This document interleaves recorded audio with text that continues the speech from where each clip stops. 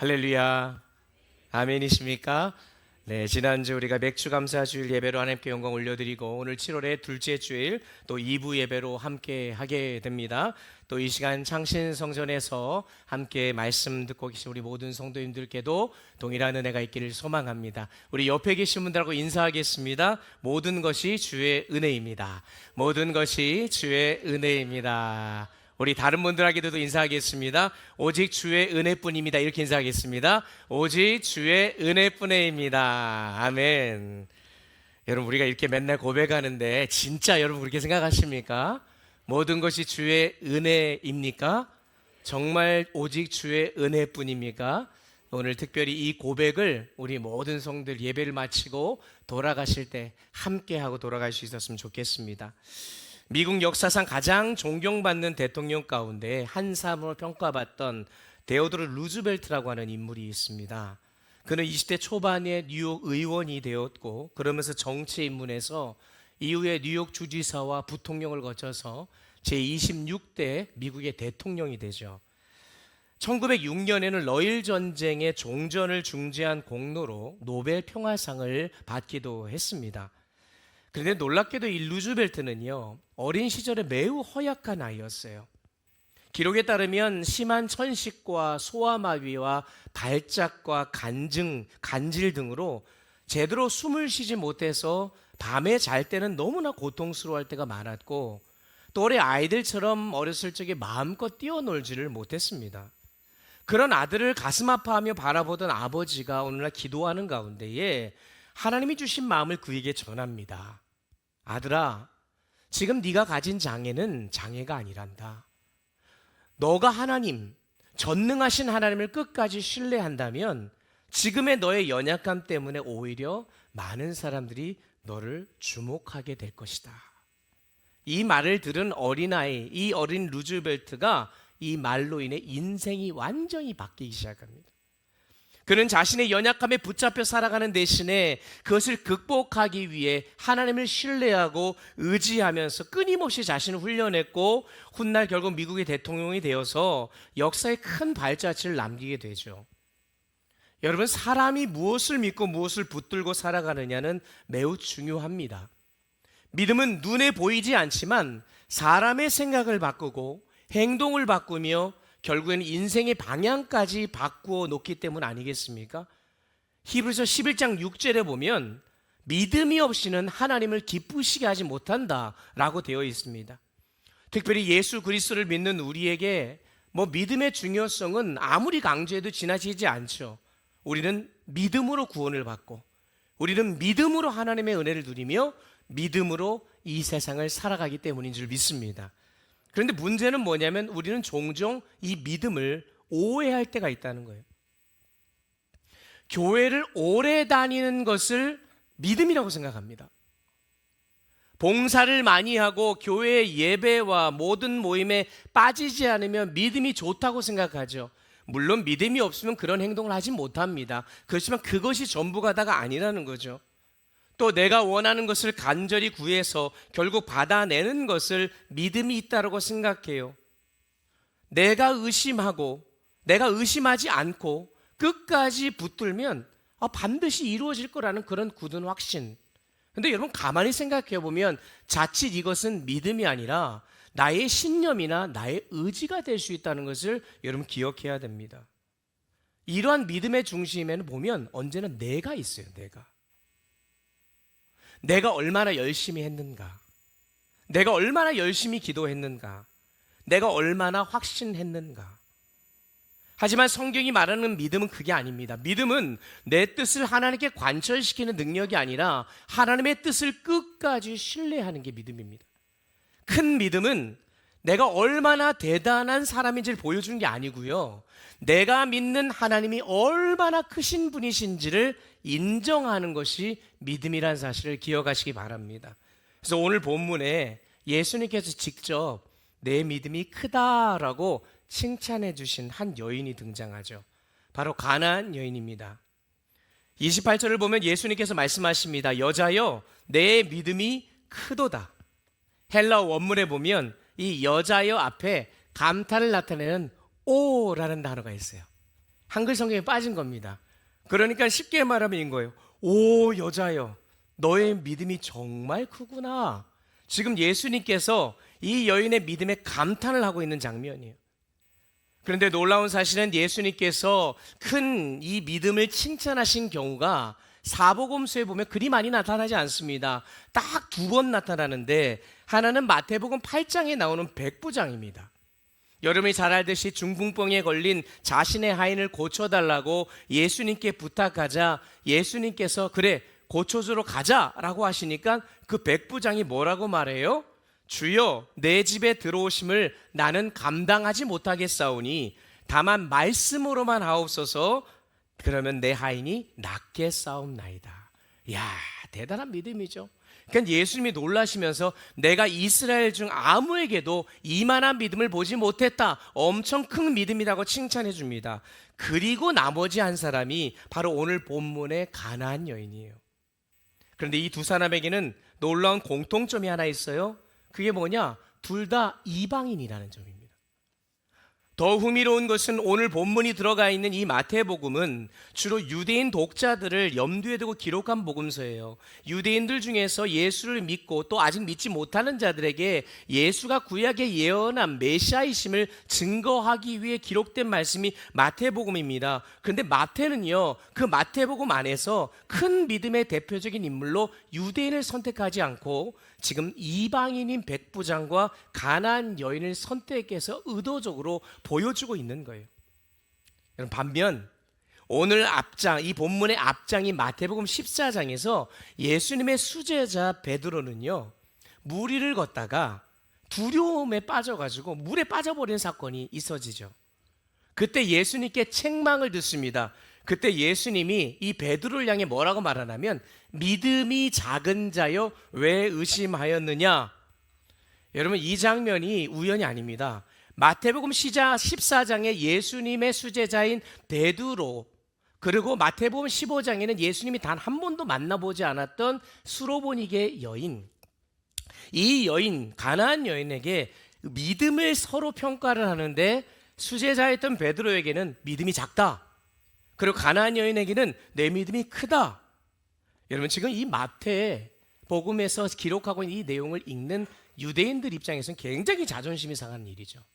그렇지 않습니까? 자신들이 존경하는 믿음의 인물들을 통해 믿음이 크다고 주님이 인정하는 모습을 봐야 되는데, 지금 유대인이 아니라 이방인들 향해 칭찬한 그 모습을 보면서 그들의 마음이 얼마나 불편했겠어요. 그러니까 이 마태복음의 저자인 마태는 우리에게 무엇을 묻고 있는 거예요? 이거예요. 도대체 진짜 믿음이 무엇이냐는 거죠. 여러분, 오늘 우리 주일 아침 이렇게 예배의 자리로 나왔잖아요. 저와 여러분을 우리 하나님이 바라보고 계시단 말이죠. 그러면 여러분을 바라보시면서 주님은 과연 뭐라고 말씀하실까요? 믿음이 작은 자여라 말씀하실까요? 아니면 내 믿음이 크도다라고 말씀하실까요? 바라기는 오늘 이 말씀을 통해서 하나님께서 기뻐하시는 믿음이 무엇인지를 깨닫고 우리 모두가 주님께 인정받는 큰 믿음의 사람들 되시길 주의 이름으로 축원합니다. 그러면 이 여인이 도대체 어떤 여인이었길래 이렇게 큰 칭찬을 받았을까? 오늘 몇 가지를 또 살펴보려고 하는데, 이 여인에게는요, 첫 번째로 예수님은 모든 문제를 해결하시는 분이시라는 믿음이 있었어요. 21절과 22절을 보면 이 여인에게는 너무나 큰 문제가 하나 있었죠. 살아가는 어린 딸이 흉악한 귀신 들렸습니다. 여러분, 만약 여러분의 살아가는 자녀가, 손자나 손녀가 이런 귀신에 사로잡혀서 날마다 괴성을 지르고 고통 가운데 몸부림친다고 생각해 보십시오. 얼마나 가슴이 찢어지겠어요. 아마 이 여인의 딸도 그 병을 고치기 위해 할 수 있는 일은 다 해봤을 겁니다. 가진 노력을 다해서 오늘 21절에 보니까 두로와 시돈 지방에 살았기 때문에 그 지방에 있는 신들이란 신은 다 찾아가서 아마 빌어보지 않았겠습니까? 좋다는 의원을 찾아가고 가진 것 다 재산 들여서 온갖 방법을 다 써보았을 거예요. 그러나 아무도 어떤 것도 사랑하는 딸을 고칠 수가 없었어요. 그저 딸을 바라보며 눈물과 한숨으로 하루하루를 보내고 있었는데, 그러던 어느 날 유대 땅에서 큰 기적을 행하시는 예수님이 두로와 시돈으로 찾아오셨다는 소식을 들은 겁니다. 그동안 예수님의 기적에 대한 소문은 들었고, 특히 거라사 지역에서 군대 귀신 들린 사람을 한마디 말씀으로 쫓아내셨다는 이야기도 들었어요. 그러니까 이 여인의 마음속에 한 가지 믿음이 생기기 시작합니다. 어떤 믿음이에요? 예수님이라면 가능하지 않을까? 다른 사람은 몰라도 예수님이라면 내 딸을 고치실 수 있지 않을까? 자, 그런데 이 여인에게는 또 하나의 큰 장벽이 있었어요. 앞서 말씀드린 대로 이 여인은 자신이 유대인이 아니라 이방인이에요. 오늘 본문에는 그녀를 가나안 여자라고 소개하고 있고, 오늘 본문과 병행 본문인 마가복음 7장에 가보면 헬라인이요 수로보닉의 족속이다라고 소개를 하고 있습니다. 수로보닉의 여인이란 시리아의 페니키아 여인을 가리키는데, 이방인 중에서도 시리아인, 그것도 여인이라는 거예요. 그러니까 지금 이 여인 앞에는 두 개의 거대한 장벽이 놓여져 있는 겁니다. 당시에 여러분, 이방인들은 선민의식이 강했던 유대인들로부터 사람도 취급받지 못했던 그런 존재들이었고, 더욱이 여인은 사회적으로 아주 천대받던 약자의 위치에 있던 여성입니다. 그러니까 지금 이 여인의 입장에서는 먼저는 인간의 힘으로는 어떻게 고칠 수 없었던 나의 사랑하는 딸의 이 고통스러운 문제, 또 다른 하나는 그럼에도 불구하고 지푸라기라도 잡는 심정으로 그래도 소문에 의하면 유일하게 내 딸을 고쳐줄 수 있을 것 같은 그 예수님께 나아가는 것을 가로막는 민족과 신분의 장벽이었어요. 많은 사람들이 주변에서 말했을지 모릅니다. 소용없어, 포기해. 네가 어떻게 유대인 예수를 찾아가겠니? 그 사람이 너 같은 이방 여인 만나주긴 하겠어? 그러나 여러분, 이 여인은 그 문제만 바라보지 않았습니다. 문제보다 크신 하나님을 바라보기 시작했습니다. 그래서 22절에서 말씀하기를, 가나안 여자가 그 지경에서 나와서 소리 질러 이르되, 여러분, 그 지경에서 나오는 용기와 더불어서 예수님께 나와서 소리를 질렀는데, 여기서 이 소리를 지르다라고 하는 것은 단순히 한 번 하고 마는 내용이 아니에요. 미완료 시제로 계속되고 반복되는 행동을 뜻하는 그런 문법적인 내용입니다. 그러니까 예수님, 나를 불쌍히 여겨주세요. 내 딸 좀 고쳐주세요. 주님밖에 답이 없습니다. 계속해서 예수님 따라가면서 부르짖었던 겁니다. 얼마나 계속 불러 질렀는지 23절에 보니까 제자들이 뭐라고 말하는지 아십니까? 제자들이 견디지 못해서 예수님께 말해요. 이 여자가 지금 우리 뒤에서 소리를 계속 지르니 듣기 싫습니다. 그를 어떻게든 해결해 주시고 좀 주님께서 어떻게 좀 해주세요, 보내주세요 라고 얘기하는 겁니다. 여러분, 이 여인이 이렇게까지 예수님을 붙들었던 이유가 무엇일까요? 물론 간절했기 때문이죠.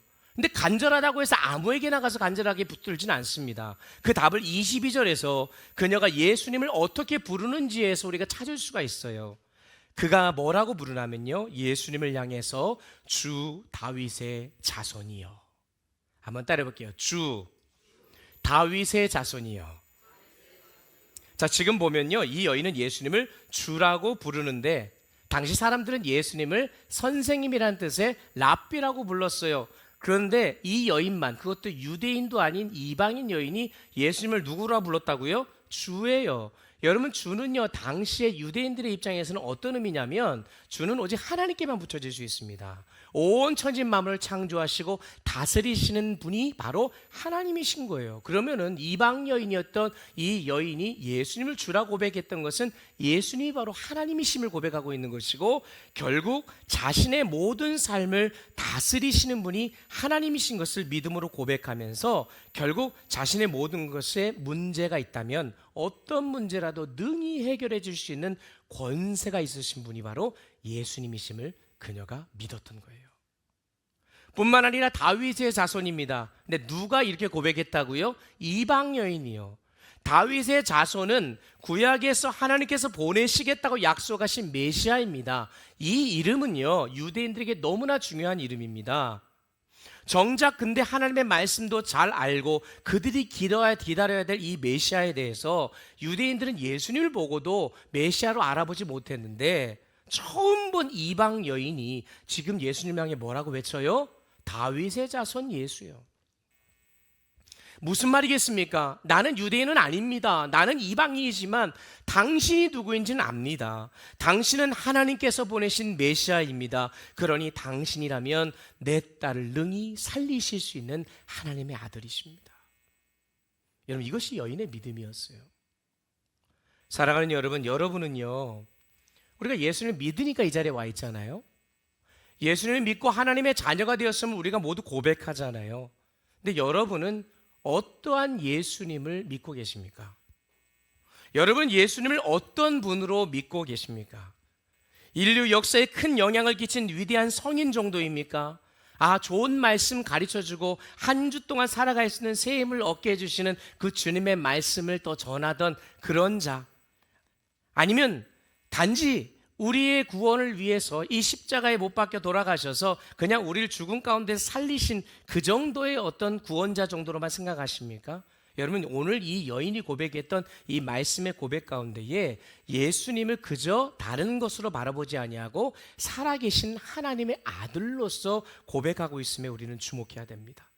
말씀으로 천지를 창조하신 하나님이시고 죄와 죽음의 권세를 깨뜨리시고 우리를 구원하시기 위해 이 땅에 오신 메시아이심을 여러분도 믿으시기 바랍니다.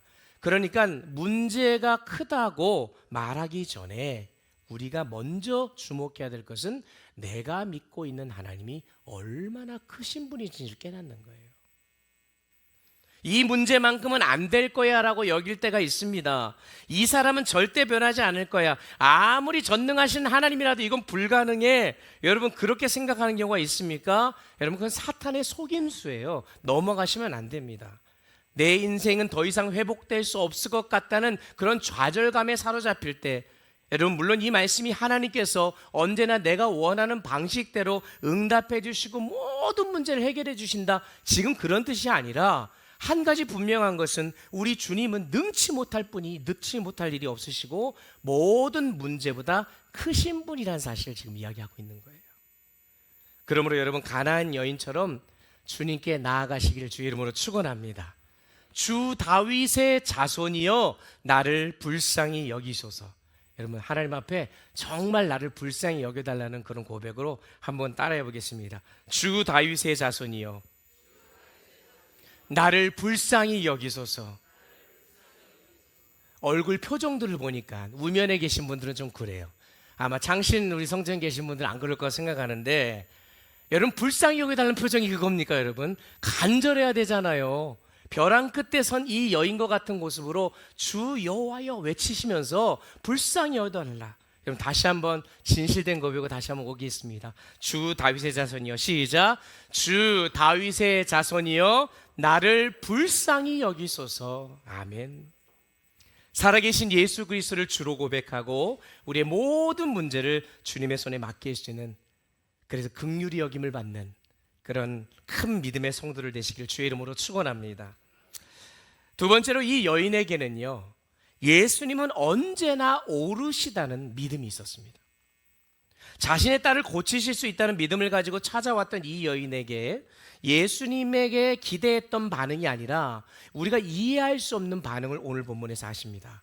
23절에 보니까 예수는 한 말씀도 대답하지 아니하시니, 그렇게 간절히 부탁했는데 한마디도 대답하지 않았대요. 여러분, 이 여인이 그냥 단순히 한번 도와주면 말고 도와주시지 않으면 어쩔 수 없고 이 정도의 수준 아니잖아요. 지금 간절한 요청 아닙니까? 벼랑 끝에 서서 살려주세요라고 외칠 수 있는 이런 상황에서 간절히 처절하게 눈물 짖으며 주여 불쌍히 여겨주옵소서, 또 주님이라고 고백하고 다윗의 자손이라고 고백하며 메시아심을 선언했던 이 이방 여인을 보고 오히려 주님께서는 더 놀라서 큰 축복을 주셔야 하지 않나요? 근데 예수님이 침묵하셨다는 거예요. 우리가 알고 있는 예수님의 모습과 달라요. 그런데 우리도 신앙생활 하면서 이런 때를 만나잖아요. 정말로 주님의 도움이 아니면 할 수 없는 그런 상황에서, 그래서 새벽마다 단을 쌓으며 기도했고 금식하며 기도하고 눈물로 철야 기도하면서 부르짖었는데 아무것도 달라지지 않아요. 그럴 때 우리는 생각하잖아요. 하나님이 정말 내 기도를 들으시는 게 맞냐? 하나님이 살아계시는 게 맞고 하나님이 나 사랑하시는 거 맞는가? 그러나 여러분, 한 가지 사실을 꼭 기억하십시오. 하나님이 침묵한다고 해서 그것이 하나님의 부재를 뜻하는 것은 아닙니다. 구약과 신약 사이에 여러분 아시다시피 하나님께서는 오랜 시간 동안 침묵하세요. 말라기 선지자 이후에 마태복음이 쓰여지고 마가복음이 쓰여지는 예수님이 오시는 그 순간까지 약 400년 동안 긴 침묵에 들어가십니다. 그러나 여러분, 그 시간 동안 하나님이 아무것도 하신 게 아니지 않습니까? 모든 걸 포기하시고 그냥 버리신 게 아니라 오히려 그 시간 동안 하나님은 인류를 구원하신 예수 그리스도를 준비하고 계셨어요. 십자가에서도 마찬가지예요. 엘리 엘리 라마 사막다니, 나의 하나님 나의 하나님 어찌하여 나를 버리시나이까 라고 이 외치는 처절한 부르짖음, 하나님이 침묵하신 것 같죠. 그러나 바로 그 시간에 우리 하나님께서는 인류의 구원을 이루어 가고 계셨음을 우리는 믿습니다. 그러므로 중요한 것은 왜 하나님이 침묵하느냐, 그 질문만을 묻는 게 아니라 하나님이 침묵하실 때에 나는 어떻게 반응해야 될 것인가. 그래서 어쩌면 여러분, 하나님이 침묵하시는 순간 저와 여러분의 믿음의 진가가 드러납니다. 그 믿음이 진짜인지 가짜인지가 사실 그때 판가름되어져요. 응답이 즉시 올 때는 하나님 믿기가 쉬워요, 어려워요? 쉽죠. 여러분, 기도하는 즉시 응답된다. 다 하나님 믿겠어요, 안 믿겠어요? 믿죠. 아마 여러분들 난리 날 겁니다. 목사님 기도해 주세요. 안수기도 했는데 석신성 목사가 소원 얻고 안수할 때마다 병든 자가 낫고 기도가 응답된다? 우리 교회 난리 날 겁니다, 여러분. 아멘. 그래도 한 분 해주시네 그냥. 여러분, 이게 즉시 응답이 오면요, 우리 하나님 쉽게 믿을 수 있습니다. 문제는 하나님이 침묵하실 때가 더 많다는 거예요. 그럴 때 우리의 믿음이 어떠냐? 그럴 때 나의 믿음의 진가가 드러나는데 내가 그동안 하나님을 어떻게 믿어왔는지를 알 수 있습니다. 내가 그동안 하나님의 손을 믿었는지, 아니면 내가 하나님 그분 자체를 사랑하고 믿었는지가 드러나는 거예요. 내가 원하는 때 원하는 방법으로 응답하지 않으셔도 하나님은 나의 아버지이시고 나의 주님이심을 내가 고백할 수 있어야 되지 않습니까? 오늘 본문의 여인은 떠나지 않아요.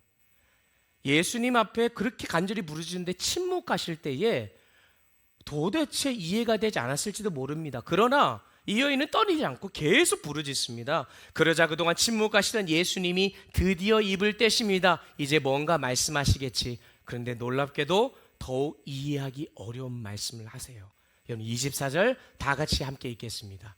시작. 예수께서 대답하여 이르시되 나는 이스라엘 집에 잃어버린 양 외에는 다른 데로 보내심을 받지 아니하였노라. 아멘. 여러분, 이 말씀이 무슨 말인지 아십니까? 나는 이스라엘 집에 잃어버린 양, 이스라엘 사람들을 위해서 내가 이 땅에 왔지, 내가 너희와 같은 이방인들을 구원하러 온 게 아니다. 마치 이런 뉘앙스로 지금 얘기하고 계신 거예요. 어떻게 예수님이 이런 얘기를 합니까?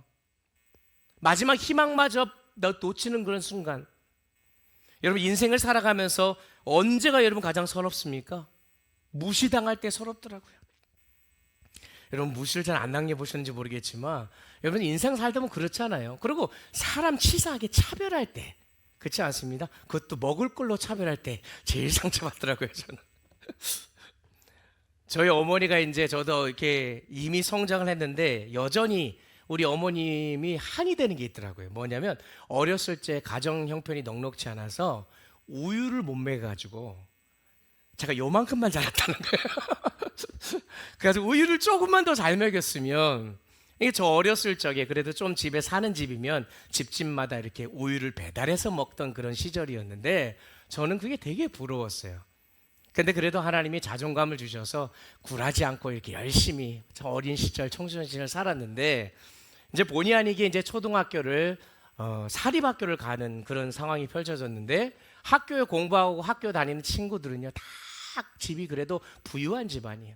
그 집에 놀러 가면 뭐 다른 거 잘 안 불러요. 물론 저희 집에 없는 것들이 집에 있으니까 또 굉장히 풍족해 보이니까 부러운 점도 있지만, 한 가지 지금 진짜 부러웠던 게 뭐냐면 그 집에는 매일 우유가 배달되더라고요. 서울 우유. 근데 두 개가 와요. 그 친구 집에 자주 놀러 가는데, 근데 뭐 어쩔 수 없죠. 제 건 아니니까. 그런데 진짜 서러움을 받은 적이 있어요.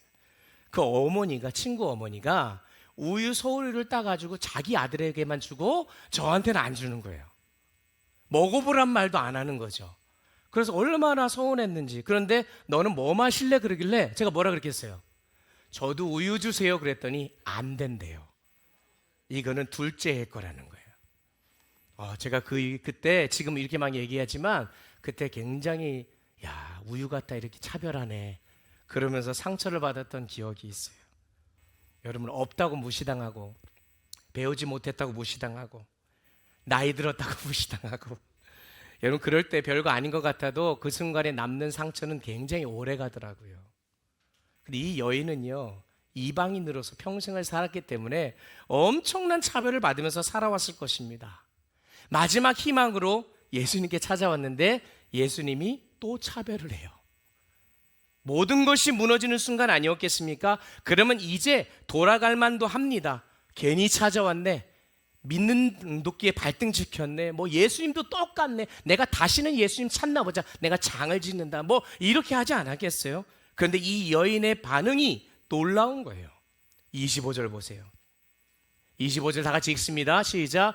여자가 와서 예수께 절하며 이르되 주여 저를 도우소서. 아멘. 배알도 없는 것 같지 않습니까? 떠나질 않아요. 오히려 예수님께 더 나아가서 예수님 앞에 엎드려서 주여 저를 도우소서. 긴 기도도 아니에요. 그저 한마디입니다. 주님 저를 도와주소서. 여러분, 여전히 이 여인이 예수님을 누구라 불러요? 주님이라고 불러요. 여러분, 이게 믿음입니다. 내가 지금 도저히 이해할 수 없어도 예수님은 여전히 나의 주님이라는 거예요. 이 정도면 예수님께서 감동하실 만하지 않습니까? 우리는 예수님의 의도를 알잖아요. 그런데 26절에서 예수님은 더 차마 입에 담기 힘든 말까지 하세요. 자녀의 떡을 취하여 개들에게 던짐이 마땅하지 아니하다. 이 정도까지 말씀하지 말아주셔야죠. 자녀는 이스라엘을 가리키고 개들은 당시 유대인의 관점에서 이방인들을 향한 그런 저급한 표현이잖아요. 어떻게 예수님이 이런 말씀을 하실 수 있어요? 오늘날 만약 누군가 이런 얘기하면 난리 납니다, 여러분. 언어폭력이니 인종차별이니 여성 폄하 발언이니 뭐 그러면서 SNS나 이런 어떤 온갖 비난을 받지 않았겠어요? 그러나 예수님이 지금 이 여인을 향해서 그를 폄하하는 것도 모욕하기 위한 것도 혐오하기 위한 것도 아닌, 지금 이런 말씀을 하신 것이 다른 목적이 있다는 것은 우리를 다 알잖아요. 왜요? 잠시 후에 살펴보겠지만 예수님께서는 그녀의 딸을 고쳐주시고 모든 사람 앞에서 오히려 그녀의 믿음을 칭찬하시기 때문입니다. 그러니까 예수님께서는 지금 이 상황에서 펼쳐지고 있는 이 모든 일들 속에서는 나름대로의 의도와 계획이 있었는데, 여러분 그것이 무엇입니까? 이 여인 안에 있는 믿음을 끝까지 다 뽑아내서 드러내보고 싶은 거예요. 그래서 이 믿음을 누구에게 보여주려고? 옆에 있는 제자들에게, 유대인들에게, 그리고 오늘 우리들에게 보여주는 거예요. 봐라, 이게 큰 믿음이야. 그 순간 여인의 입에서 놀라운 고백이 나와요. 27절, 여자가 이르되 주여 올소이다마는, 여러분 저는 오늘 본문에서 가장 위대한 신앙 고백을 하나 꼽으라면 저는 이 고백이라고 생각합니다. 이 한마디예요. 주여 올소이다. 자, 이 여인은 여전히 주님을 주님이라고 고백합니다. 주여. 예수님이 침묵하셔도 주여. 거절하시는 것처럼 보여도 주여입니다. 자신이 이해할 수 없는 말씀을 하시고 개 취급하시고 차별하셔도 주여입니다. 한마디로 내 인생이 내가 원하는 대로 술술 풀리지 않아도 예수님은 여전히 나의 주님이십니다. 사랑하는 성도 여러분, 우리는 어때요? 응답 주실 때는 주여 부르다가 내 뜻대로 되지 않으면 하나님께 등을 돌리고 있지는 않습니까?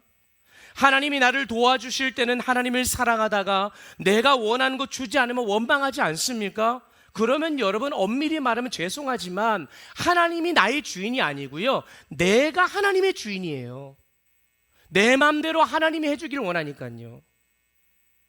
그러나 이 여인은 달랐다는 거예요. 멸시당하는 것처럼 느껴지고 거절하는 것처럼 느껴지고 폄하 발언처럼 여겨지는 그 순간, 마지막 희망마저 무너지는 순간에도 이 여인은 뭐라고 고백하는지 아십니까? 주여, 주님이 옳습니다라는 거예요. 제가 이해하지 못해도 다 이유가 있겠죠. 주님이 옳습니다. 주님이 침묵하셔도 주님이 옳고요. 설령 제 뜻대로 제 딸이 고쳐지지 않아도 주님은 여전히 선하시고 옳으십니다. 여러분, 이것이 큰 믿음입니다. 큰 믿음은 하나님께 내 뜻이 옳다고 주장하는 게 아니고 하나님의 옳으심을 항상 인정하는 행위가 믿음인 것이죠. 여러분, 오늘 우리에게도 이러한 고백이 있기를 간절히 소망합니다. 다 같이 고백해 볼게요. 주여, 주님이 옳습니다. 주여, 주님이 옳습니다. 여러분, 하나님께서 침묵하실 때도, 이해할 수 없는 일을 만날 때도, 내 뜻과 다른 길을 인도하실 때도 주님, 그래도 주님이 옳습니다라고 고백하는 큰 믿음의 성도들 되시기를 주님의 이름으로 축원합니다. 마지막으로 이 여인에게는요, 하나님의 사랑에는 차별과 경계가 없이다는 확신과 믿음이 있었습니다. 이 여인의 고백이 주여 옳소이다마는 에서 끝나지 않아요. 27절 보니까 주여 옳소이다 많은이라는 이 말이 참 놀랐습니다. 주님 옳습니다. 그런데 제가 자격 없는 사람입니다. 제가 주님 앞에 내세울 곳 없는 그런 사람입니다. 주님, 이것도 맞습니다. 저는 개입니다. 그런데 저는 주님이 어떤 분이시 압니다. 주님의 은혜가 어떤 은혜인지 압니다 라고 고백하면서 뒤에서 뭐라고 해요? 개들도 제 주인의 상에서 떨어지는 부스러기를 먹나이다. 여러분, 이 여인이요, 자기가 이 자녀에게 먹을 떡을 자기에게 달라고 얘기하는 게 아니에요. 제가 그 친구 어머니한테 그 아이의 우유를 뺏어서 달라고 하는 거 아니잖아요. 저는 단 그냥 한 모금만 먹고 싶은 건데. 지금 이 여인이 고백하는 겁니다. 주님, 부스럭이라도 좋습니다. 주님의 상에서 떨어지는 작은 은혜 하나라도 제게 허락해 주세요. 여러분, 이 고백이 얼마나 놀라운 고백인지 아십니까? 지금요, 이 여인의 마음속에는 예수님의 은혜는 부스럭이라도, 그 조그만 조각이라도 그것만으로도 자신의 딸을 살리기에 충분하다고 믿은 것입니다. 주님 말씀 한마디만 하면 됩니다. 백부장이 그랬잖아요. 말씀만 하옵소서. 그러면 낫겠다라는. 주님의 손길 한 번이면 됩니다. 주님께서 베푸신 은혜 한 조각이면 내 무너진 인생도 다시 일어날 수 있다라고 믿는 것. 오늘 그래서 설교의 제목이 부스러기 은혜라도 라고 얘기했어요. 주님, 부스러기라도 좋습니다. 주님에게서 오는 은혜라면 그것 조금만이라도 충분합니다의 고백이 오늘 저와 여러분의 고백이 될 수 있기를 간절히 축복합니다. 그래서 그 이야기를 들은 예수님께서 드디어 이 이야기 하고 싶어서 얼마나 기다리셨어요. 28절, 여자여 내 믿음이 크도다, 내 소원대로 되리라 하시니 아멘. 여러분을 향한 주님의 말씀이 되기를 간절히 소망합니다. 성도여, 누구누구야, 김집사야, 박장로야, 이권사야, 내 믿음이 크도다. 그것으로 충분하다는 고백, 내 소원대로 되리라 말씀하시는 주의 음성. 결국 성경은 그 이후에 그때로부터 그 딸이 나으리라 이렇게 되어 있습니다. 결국 예수님은 이 여인을 외면한 게 아니잖아요. 침묵하셨지만 버리지 않으셨고, 거절하신 것처럼 보이지만 그를 내친 게 아니에요. 여기서 예수님의 사랑은 차별도 없고 경계도 없다는 것을 알 수 있습니다. 그 여인은 그걸 알았던 거예요. 비록 자기는 이방 여인이고 다른 사람들은 자기를 차별한다 할지라도 예수님의 사랑은 그 차별이 없기 때문에 부스러기만한 믿음도 자기에게는 은혜라는 것을 깨달았던 것입니다. 그래서 예수님의 은혜가 성경에 보면은 경계를 넘어서는 걸 보게 돼요. 가나안 여인에게 흘러가죠. 로마 백부장에게 흘러가죠. 사마리아 여인에게 흘러갑니다. 세리와 죄인에게 흘러가 오늘날 저와 여러분에게까지 흘러온 줄 믿습니다. 그러니 여러분, 우리가 꼭 기억해야 됩니다. 우리 주님이 나에게 주신 그네, 차별 없는 사랑과 경계 없는 사랑이 나에게까지 임했다. 혹시 여러분들 중에 이런 생각하고 있는 분들 계세요? 나는 너무 부족해서 하나님의 은혜를 받을 자격이 안 된다. 내가 지은 죄가 너무 많아서. 늦게 예수를 믿은 연세 많으신 분들이 종종 이런 얘기를 하시세요. 내가 지은 죄가 너무 많아서. 나 같은 사람에게 하나님의 은혜를 주시겠어? 근데 여러분 스스로 하나님의 은혜의 선을 긋지 마시기 바랍니다. 가나안 여인도 주님께 나아갈 수 있었듯이 우리도 언제든지 주님께 나아갈 수 있음을 믿으시기 바랍니다. 왜요? 우리가 자격이 있어서? 아니죠. 우리가 다른 사람보다 의로워서? 아닙니다. 교회를 오래 다녔기 때문에, 봉사를 열심히 하니까, 저와 여러분의 모든 삶에서 우리가 어떤 모습으로 나타났기 때문에 주님에게 나에게 은혜를 주시는 것이 아니라 오직 예수 그리스도께서 십자가에서 우리를 위해 죽으셨기 때문임을 믿으시기 바랍니다. 예수님께서 우리 죄를 대신하여 십자가에 달리셨어요. 그래서 예수님이 대제사장 되셨다고 하는데, 대제사장은 하나님과 죄인 사이에 연결시켜놓은 중보자 역할 아닙니까? 그래서 제물을 드리는 자가 대제사장인데, 성경은 예수님이 왕같은 제사장 되시고 완벽한 대제사장이 되어서 그분 자신이 제물이 되셨다는 거예요. 그래서 십자가 제단 위에 본인이 올라가요. 거기서 가시면류관을 쓰고 못에 박히시고 피 흘리시면서 저와 여러분을 위해서 거룩한 보혈 피를 흘림으로 우리의 모든 죄를 단번에 씻어 주신 줄 믿습니다. 그래서 히브리서 4장 16절 말씀을 우리가 당당히 고백할 수 있는 거예요. 함께 믿음으로 고백합시다. 함께 있습니다.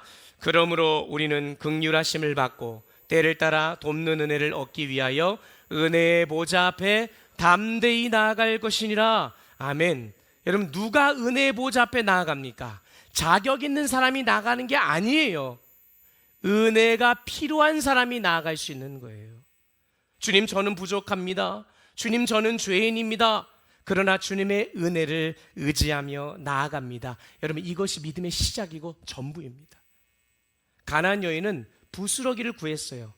예수님은 부스러기만 주지 아니하시고 그녀의 딸을 온전히 회복시켜 주시는 전인적인 은혜까지 허락하여 주셨습니다. 여러분, 이게 은혜예요. 그러니까 우리가 설교 시작하면서 인사하자 그러면서 모든 것이 은혜입니다, 아무 생각 없이 그냥 내뱉는 그 고백이 아니라 정말 모든 것이 은혜입니다. 아멘이십니까? 은혜 아니면 우리는 살아갈 수가 없어요. 나는 안 된다고 선 긋지 마시고 부스러기 은혜라도 사모하며 나아가는 자에게 우리 하나님의 긍휼의 은혜가 베풀어 주실 줄 믿습니다. 그래서 오늘 이 하나님의 말씀을 기억하며 나아가는 우리들에게 오늘 이 본문의 말씀을 보면 가나안 여인이 이방인이었어요. 그걸 기억해 보십시오. 예수님의 제자도 아니고요, 이전에 예수를 만난 적도 없어요. 그러나 그녀에게는 예수님을 감동시킬 만한 믿음이 있었어요. 저와 여러분에게도 주님을 감동시키는 믿음이 있으십니까? 여러분, 예수님은 내 문제보다 크신 분이심을 내가 이해하지 못해도 주님은 언제나 오르시고 나는 자격이 없지만 주님의 은혜는 나에게도 흘러올 수 있습니다라는 고백으로 나아갔던 이 여인과 같은 모습으로 주님 앞에 나아가시면서 주님 침묵하셔도 떠나지 않고 거절하신 것처럼 보여도 포기하지 않는, 그래서 주님 앞에 엎드려 고백하는 그런 부스러기 은혜라도 찾는 저와 여러분 되시길 바랍니다. 말씀을 마무리합니다. 여러분, 찬송가 305장에 나 같은 죄인 살리신을 지은 존 뉴턴이라고 하는 이 작사가, 여러분 잘 알다시피 한때 이 사람은요 아프리카의 노예상을 사고 파는 그 무역상을 감당하던, 하나님과는 정말 너무 멀리 떨어져 있던 자였습니다. 그런데 그가 나중에 주님을 만나고 나서 그가 철저하게 자신의 죄를 회개하고 하나님의 은혜를 누린 다음에 지은 게 바로 이 나 같은 죄인 살리신 이 찬양이죠. 그가 근데 훗날 자기가 죽을 때에 그 자신의 묘비에 이 글귀를 세울 때 자기는 이렇게 써달라고 얘기해요. 과거에 자신이 어떤 사람이었는지를 낱낱이 그 묘비에 밝힙니다. 그리고 이런 글귀를 세웠어요.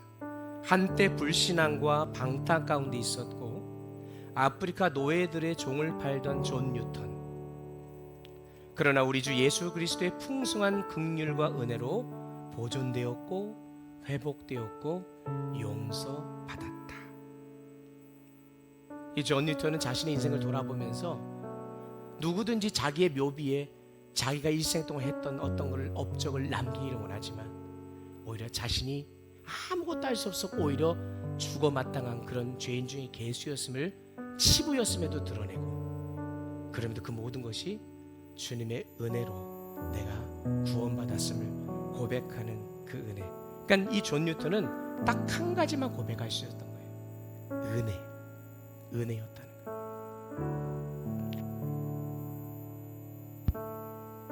그래서 Amazing Grace라는 곡이 탄생한 거죠.